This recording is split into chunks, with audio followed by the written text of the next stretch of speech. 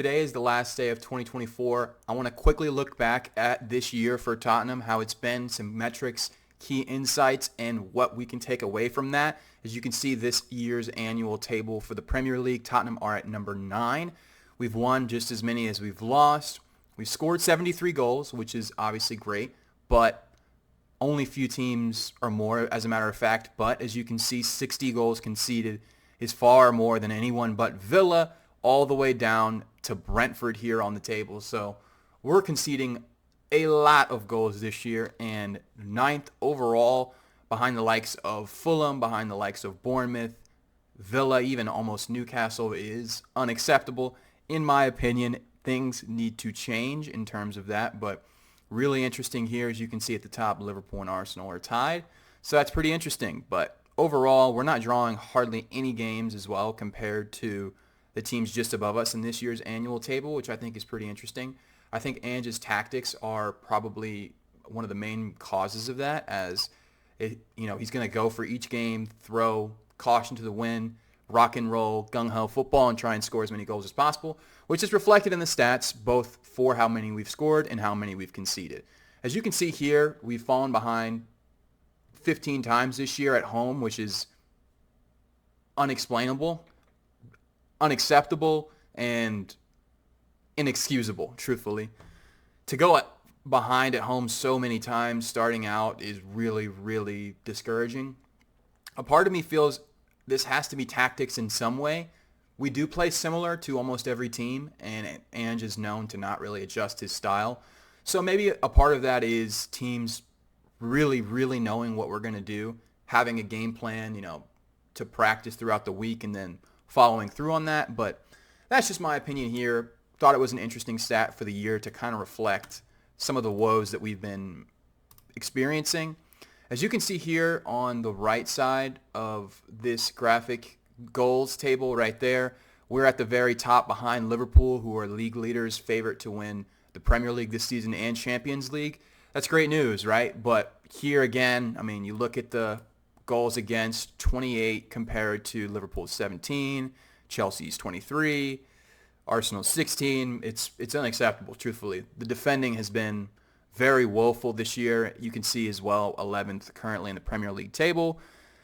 And the goals for and goals conceded against at home is really concerning as well.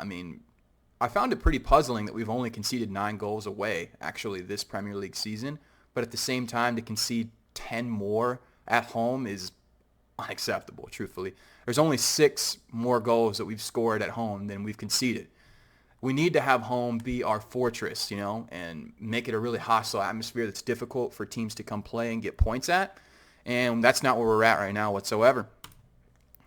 I thought this was interesting as well. Obviously, we're, 5 or 4 goals behind Liverpool right now in the Premier League for who has the most goals currently.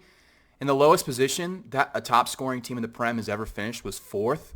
And obviously right now we're on course to put that record in the stratosphere as we're in 11th. It really is a puzzling season overall. I just think that tactics has to be in question combined with the defensive quality that we have. It's obvious we're scoring enough goals, that we've scored enough goals this year to be higher in the league table where we are and have won more games. But truthfully, if we're not going to improve defensive quality in our back line with new signings who are Premier League proven or proven in a really top European league, then, there's nothing to suggest that the results are ever going to change. I hope they change, and I'm backing Ange personally.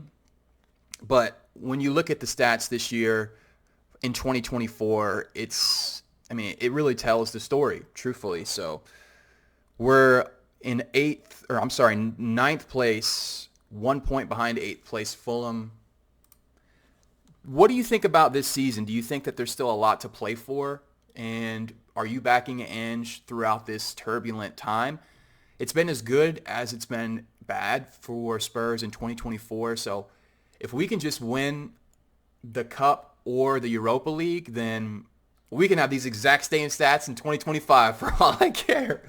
But I fear for Ange, if we lose those competitions, that the board's going to look at these numbers and come to the conclusion that we need a managerial change, even though I believe that's not going to change much and that we're going to need more quality players in the back line especially, but also in the midfield, and I mean, more attackers would be great as well, to truly take this squad to where they need to go.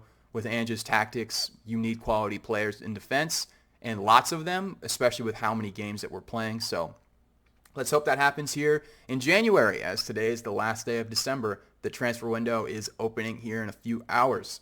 If you made it to this part in the video, thank you so much. I greatly appreciate it. Like and subscribe. Check out my other videos on my channel as well for more Spurs content. I hope you have a great rest of your day, and then I'll see you in the next one.